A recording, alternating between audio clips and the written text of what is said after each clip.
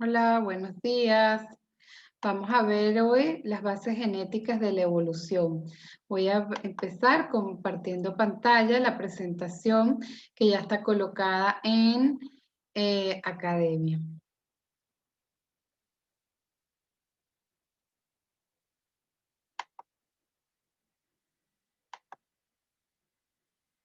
Ok, entonces,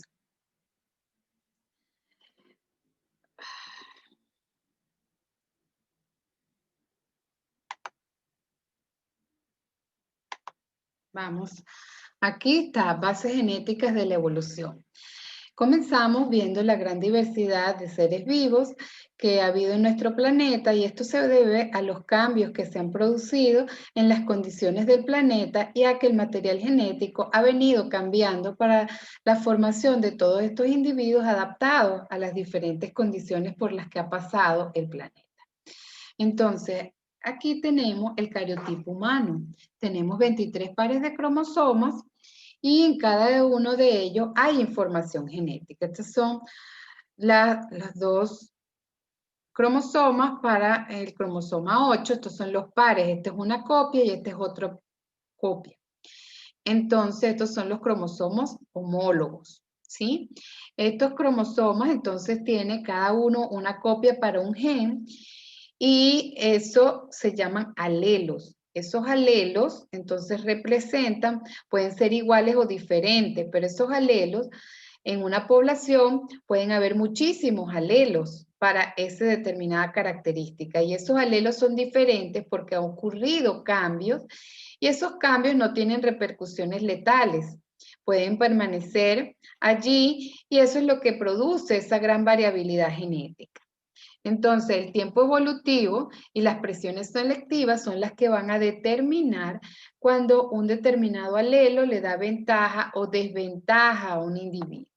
Entonces, pasemos a ver y a definir estos conceptos. La variabilidad genética se refiere a esa gran cantidad de variantes o de alelos que tiene una población para las diferentes características. Cada individuo es diferente, se combinan diferentes tipos de alelos en cada individuo. La fuente primordial de esas variaciones son las mutaciones, esas variaciones genéticas, y las mutaciones son cambios irreversibles en el ADN. Sin embargo, también la manera como se combinan las diferentes variantes se debe a la recombinación genética y al flujo genético, que también lo vamos a ver. Entonces, la fuente de esa variabilidad genética no solo son las mutaciones, sino cómo se combinan por recombinación genética esas características y el flujo genético entre las poblaciones. La variabilidad genética aporta entonces diferentes variantes que pueden ser en el tiempo evolutivo ventajosas o desventajosas, aunque en el momento que se produzca el cambio, la mutación no produzca realmente ninguna ventaja o desventaja, o sea que podría ser neutra. Cuando cambian las condiciones, es cuando se manifiesta entonces alguna desventaja o desventaja en este tipo de cambios. Si una mutación se produce y bajo las condiciones actuales le produce desventaja, entonces esos genes no van a pasar a generaciones futuras.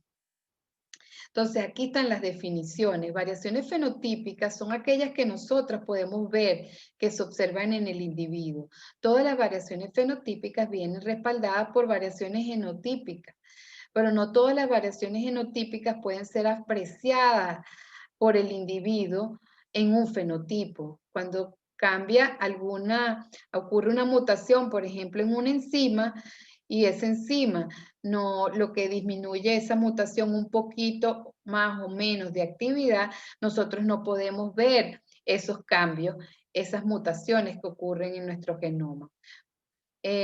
Cuando las variaciones genotípicas y las mutaciones se traducen en un fenotipo no funcional, es decir, que se produce enfermedad, es que nosotros lo podemos ver.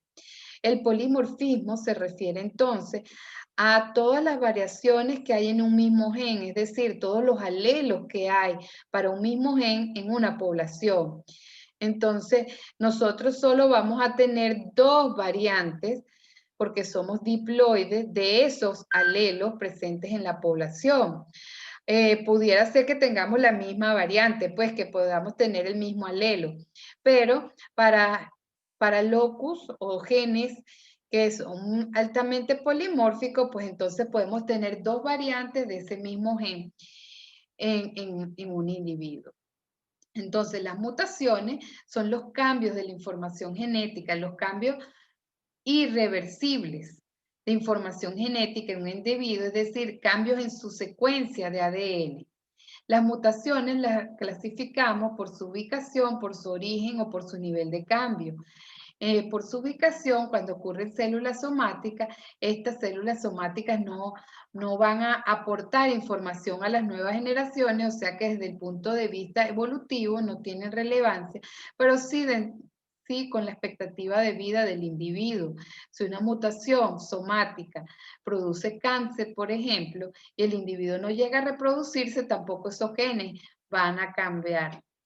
El individuo, bueno, desde el punto de vista de los alelos presentes en ese individuo, no van a pasarse de generación en generación, pero desde el punto de vista de la mutación, al ser una célula somática, nunca se va a heredar esa característica, ese cambio, porque no está en una célula sexual. Acuérdense que la importancia va a tener cuando se producen células germinales, los alelos se ven modificados en los gametos y esos gametos originan un individuo completo, ahí sí va a tener relevancia desde el punto de vista evolutivo la mutación. Por su origen, las mutaciones pueden ser espontáneas, o sea que son al azar, o pueden ser inducidas. Hay muchos factores que son mutagénicos, que son aquellos como los rayos UV que afectan al ADN. Todo químico que afecte a nuestra molécula de ADN va a producir mutaciones. Nosotros tenemos que tener cuidado con ello, al igual que aquellos agentes físicos como rayos X, rayos UV, que van a producir mutaciones, esas ondas de alta energía que van a producir cambios en el ADN que son irreversibles. Después, por su nivel de modificación, nosotros clasificamos las mutaciones a nivel génico cuando afecta unas pocas bases nitrogenadas. Estas no las podemos ver, estos cambios a simple vista, tendríamos que secuenciar todo el genoma. También entonces pueden haber cambios más grandes dentro del cromosoma que podemos observar a través de un cariotipo y un bandeo de los cromosomas. Y luego las genómicas, que son las más fáciles de ver, que entonces afecta el número de cromosomas. No necesitamos bandear, hacer tinciones de los cromosomas para ver las genómicas, porque de lo que se basa es el número de cromosomas. Cuando tenemos, en vez de 46 cromosomas, 47, 45, entonces lo vamos a ver, o tenemos somos triploides, tetraploides, ya vamos a ver los diferentes tipos. Entonces, fíjense, las mutaciones génicas, que son de pequeños cambios, pueden ser duplicación. Por ejemplo, cuando una letra se duplica, un nucleótido, por ejemplo, teníamos GATC y ahora tenemos GAATC. ¿Sí? Entonces allí duplicamos la letra A y entonces ese es el tipo de una mutación. Luego podemos sustituir, en vez de GATC, que tengamos GTTC, sustituimos la letra. Una adición. Podemos entonces una o varias letras aumentadas. Entonces tenemos entonces, en vez de GATC, tenemos GATATATC. Y una deleción sería un GATC que sea un GC nada más. Después una inversión, en vez de tener GATC, que tengamos GTAC. Y una transposición es cuando se mueven de un sitio del cromosoma para otro. Acuérdense que estas mutaciones génicas, la única forma de visualizarlas es haciendo su secuenciación. Luego tenemos mutaciones cromosómicas estructurales cuando grandes porciones del cromosoma se mueven de lugar o se pierden o se adicionan. Aquí tenemos entonces deleciones, duplicaciones, inversiones, translocaciones.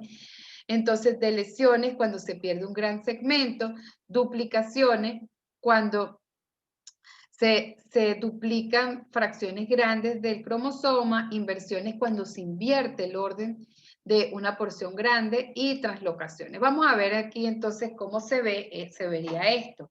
Entonces, como les dije, se ve haciendo un cariotipo y una tinción de banda. Entonces vemos que aquí este es el cromosoma normal y si se elimina esta porción del cromosoma, fíjense que aquí esto está pegado ahora a esto. Entonces ocurre una deleción. Si esta porción se duplica, fíjense que aquí tenemos banda azul gruesa, banda blanca gruesa y después dos bandas azules delgadas. Aquí, fíjense, aquí tenemos este patrón y se vuelve a tener el mismo patrón. Entonces lo podemos ver gracias al bandeo de los cromosomas. Y fíjense aquí que el patrón de banda se invirtió, quiere decir que el ADN se invirtió allí en su posición. Y en la translocación es cuando un pedazo de un cromosoma se mueve para otro y viceversa. Entonces tenemos un cromosoma translocado. La información está, pero no está en su sitio, está en otro cromosoma. Luego, las mutaciones genómicas son las mutaciones en número. Y esas mutaciones en número son las poliploidías, cuando se copian todos los cromosomas. Entonces podemos tener, en vez de diploide, triploide, tetraploide. Esto no ocurre en mamíferos, pero sí en plantas es común, originando nuevas especies. La haploidía es cuando un individuo tiene el mismo número de cromosomas que sus gametos. Y eso no es frecuente tampoco en mamíferos, aunque en plantas sí puede ocurrir, plantas haploides, que se originan a partir de la regeneración de tejido sexual. Y luego de gametos. Y la aneuploidía sucede cuando un individuo tiene un desbalance en el número de copias de sus cromosomas. Es decir, tiene un cromosoma más, un cromosoma menos. Entonces, las monosomías y las trisomías sí están presentes en animales y son viables. Y las nulisomías, es decir, pérdida de los dos cromosomas, no ocurre. Entonces, el ejemplo de aneuploidía que les puedo dar es la trisomía en el par 21 que produce síndrome de Down. Es uno de los ejemplos. Las aneuploidías ocurren con frecuencia en las células cancerosas. Entonces, pasamos a otra fuente de variabilidad genética. Una de ellas es la recombinación homóloga que ocurre entre los cromosomas homólogos durante la meiosis. Si recordamos, esto es la mitosis, no se equivoquen, no es aquí donde ocurre. La mitosis ocurre para la división celular posteriormente. Esto no es en una división normal, sino durante la meiosis, cuando se forman las células sexuales, las células gaméticas, los espermatozoides y los óvulos.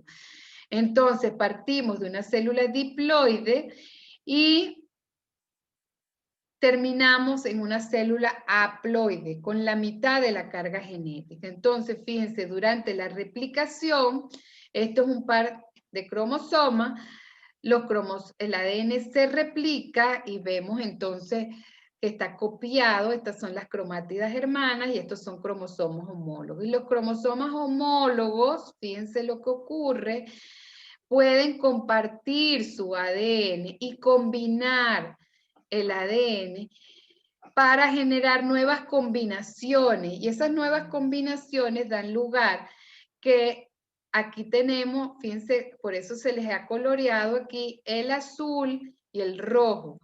Entonces va a haber la misma información, pero combinada. Por eso se llama recombinación genética, que ocurre durante la profase 1 de la meiosis. Entonces eso da lugar a 4 células que son haploides y que tienen los alelos combinados, son diferentes a las que le dio origen. Esto hay que diferenciarlo muy bien de lo que es la mitosis. Aquí nuevamente, en la meiosis 1 es donde ocurre la recombinación homóloga. Entonces, Otra de las fuentes de variabilidad en las poblaciones, de variabilidad genética, es el flujo genético y es la transferencia de alelos de una población a otra. O sea, que si nosotros tenemos la migración de genes, que hay mutaciones que son frecuentes en ciertas poblaciones, vamos a hablar, por ejemplo, de las poblaciones ibéricas, y viene un grupo de la península ibérica para América, puede introducir variantes alélicas o mutaciones dentro de las poblaciones o nuevas combinaciones de genes.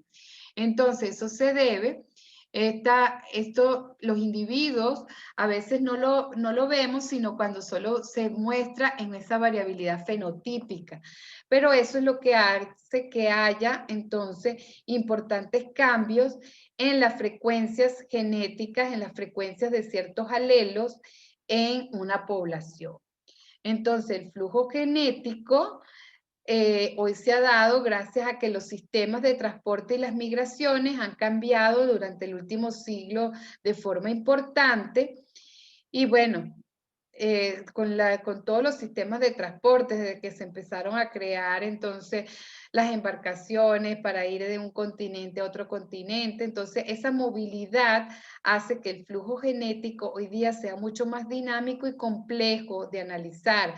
Solo cuando existen ciertas enfermedades y se le observa la frecuencia de aparición de ciertas enfermedades, entonces se puede asociar ciertos alelos o ciertas mutaciones a ciertos grupos poblacionales.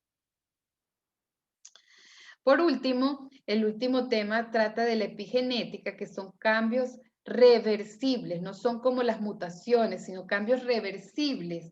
Y esto representa un nuevo conocimiento, y digo nuevo porque se conoce desde hace 15 años, algo así, y esos cambios son modificaciones que pueden ocurrir en la expresión de los genes que afectan el fenotipo del individuo. Estos patrones epigenéticos o imprinting se diferencian de las mutaciones porque estos sí son reversibles. Y esto tendría que ver con la adaptación de un individuo a las condiciones de vida que le ha tocado. Entonces, estos cambios epigenéticos, entonces, es como el medio ambiente donde nos desarrollamos va a tener un efecto sobre la expresión, sobre el fenotipo del individuo. No es sobre el ADN en cambios irreversibles, sino en la expresión de esos genes. Entonces, aquí tenemos cómo, entonces, enfermedades, dieta, todo va a estar afectando nuestro epigenoma, y ese epigenoma, el medio ambiente donde nos desarrollamos, va a tener un efecto modificando ciertas cosas que de aquí de nuestro genoma. Y vamos a ver cuáles son esos cambios. Aquí está el ejemplo de una vaca donde la presencia de nutrientes, de patógenos, enfermedades, químicos medioambientales, tecnologías reproductivas, todo esto va a afectar diferentes aspectos. El primero, las proteínas que empaquetan nuestro ADN. Ellas van a determinar que un gen se exprese o no. Y ahí existen modificaciones como acetilaciones, fosforilaciones, ubiquitinaciones y acetilaciones que pueden entonces, y metilaciones que pueden entonces afectar estas proteínas, esos cambios químicos, y al ocurrir esos cambios químicos, un pedazo de ADN puede estar disponible para que se exprese o no. Y si un gen se expresa, entonces va a mostrar su fenotipo. Entonces, aquí tenemos que todos estos factores va a afectar entonces la eficiencia reproductiva, el peso, la cantidad de leche, la cantidad de la tasa de crecimiento, todo eso va a afectar, en el caso particular de una vaca, pero también en los seres humanos, aquí están los diferentes factores que pueden ser estas proteínas, fíjense que empaquetan el ADN, se llaman histonas, y la modificación de esas histonas, como les dije, por ubiquitinaciones, acetilaciones, metilaciones, todas esas modificaciones de las histonas hacen, como lo ven aquí, que se desempaquete el ADN, y ahora este ADN es accesible a la transcripción y a la expresión del gen. Normalmente en nuestro ADN los genes pueden estar empaquetados y no expresarse. También el ADN puede tener metilaciones directamente sobre la molécula del ADN, no sobre las proteínas que lo empaquetan, sino directamente esas metilaciones van a hacer que no se expresen los genes. Y eso puede ser, esos factores epigenéticos pueden entonces estar controlando enfermedades como el cáncer, desórdenes mentales, enfermedades autoinmunes, diabetes, una gran cantidad de enfermedades. Entonces, en esta lámina les he resumido el tipo de factores epigenéticos que se han encontrado que afectan la expresión de nuestros genes.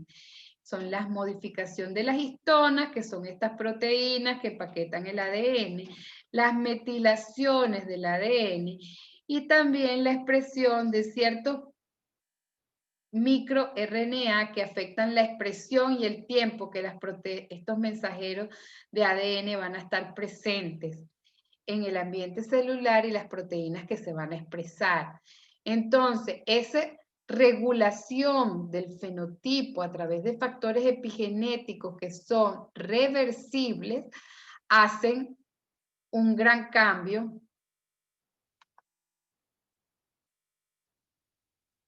en la expresión de los genes y por tanto en lo que somos. Entonces eso explica por qué hay hijos de nadadores que se desempeñan igual de bien en la natación o tienen facilidad, eso que hablan, tienen facilidad para los idiomas o tiene una persona desnutrida, pueden heredar cierta contextura o forma del cuerpo, porque estos factores epigenéticos para que se revierta a veces requiere un tiempo de un individuo, por ejemplo, bien nutrido o un individuo en unas condiciones ambientales, medioambientales, libre de esos factores que inducen los cambios epigenéticos. Entonces, esto es algo bien importante porque nosotros podemos entonces tener por ejemplo, un imprinting o un epigenoma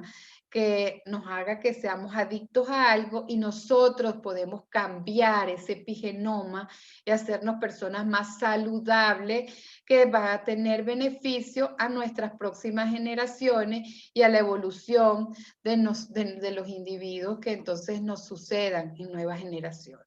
Entonces, esto es el último concepto que les quería pasar, que es el concepto de epigenoma, de estas modificaciones, de lo que podemos hacer nosotros en nuestra vida con nuestros genes para llevar una vida saludable y que nuestro epigenoma potencialice entonces nuestros genes y la información que le estamos dando a las nuevas generaciones que nos sucedan. Entonces, con esto terminamos la clase.